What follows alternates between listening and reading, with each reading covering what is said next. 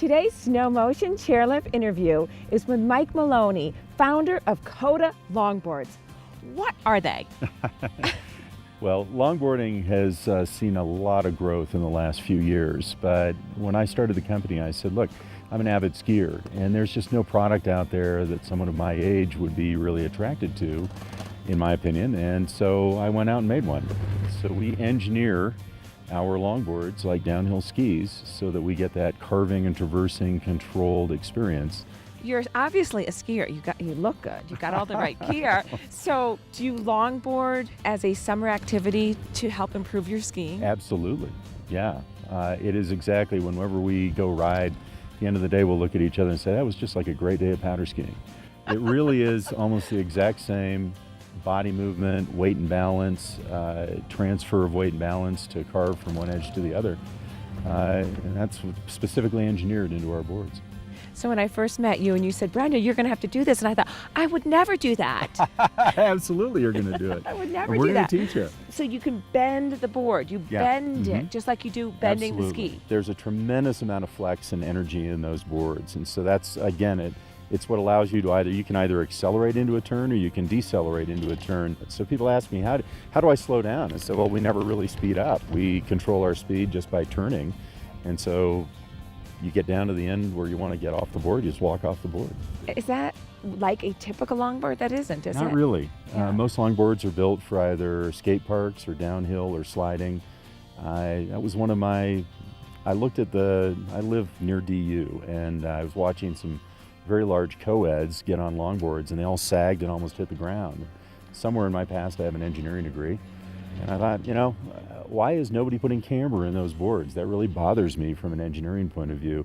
Well, mental note, you ever decide to make a longboard, put camber in it. What got you into this? Well, I wound up later in my career with an opportunity to start my own company. And I had been in the energy sector, but I said, look, I have an opportunity to do something that really is more along the lifestyle that I like to live, and that is outdoors and doing something fun. And I just looked at that marketplace. I saw a demographic that I thought was very narrow.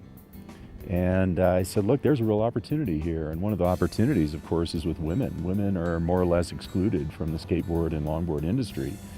93% male is the official demographic. So my immediate reaction is, where are women? Women snowboard, they ski, they mountain bike, they road bike, they surf.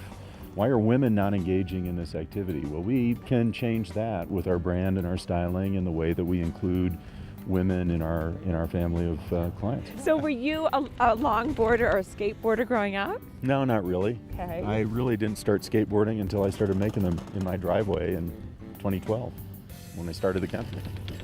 But it's so similar to skiing that it was just, I want to get that experience in the summertime on land. A lot of similarity too to surfing. So that surf community as well as the ski and snowboard community are really the sweet spot of our market. And our demographic reach goes well beyond the traditional skateboard. We appeal not only to the younger individual, but the young professional to the retiree is really the heart of our demographic.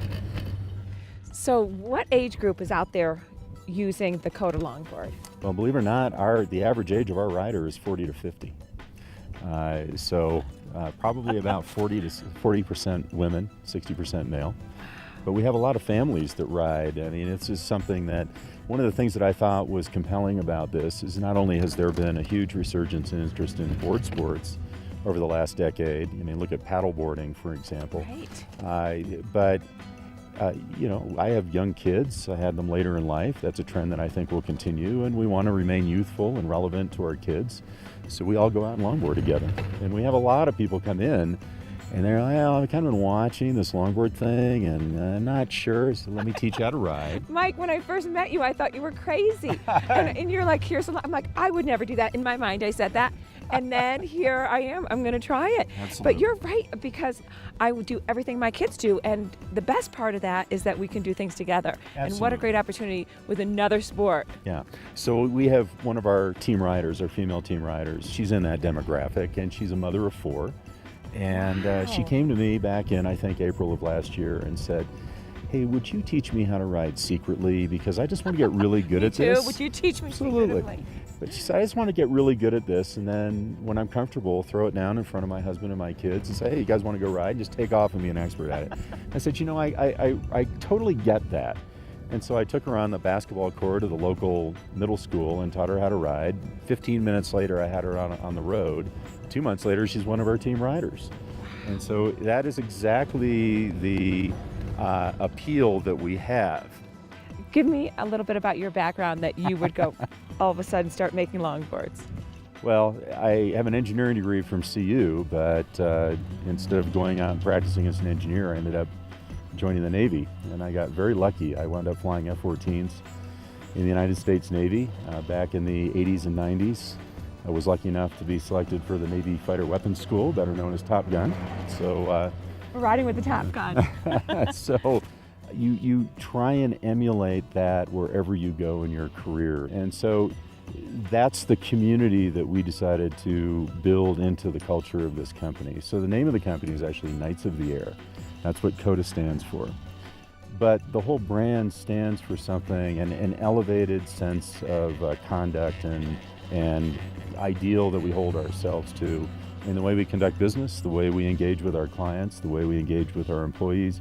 Everything about the company revolves around that code of honor and integrity. And tell me what you've done with the veterans program. So we employ a lot of veterans, and we have a lot of veterans that eventually started riding for their PTS They're healing. riding They are the Coda riding, longboard. yeah, absolutely. So my wife actually worked with Denver Public Schools, and we have a longboarding class at Denver Public Schools for credit. But as veterans, we said we don't want this just to be the easy A. We were trained in all these wonderful tools on how to remain calm in a stressful environment. Let's apply those to the curriculum, which we do. But then we thought, well, this is a PTS program, so let's create what we now call Carve It for Life. We just got 501c3 status in December, and we have a PTS healing program for veterans. And it's just a really fun experience to learn how to ride. Wow. Thank you.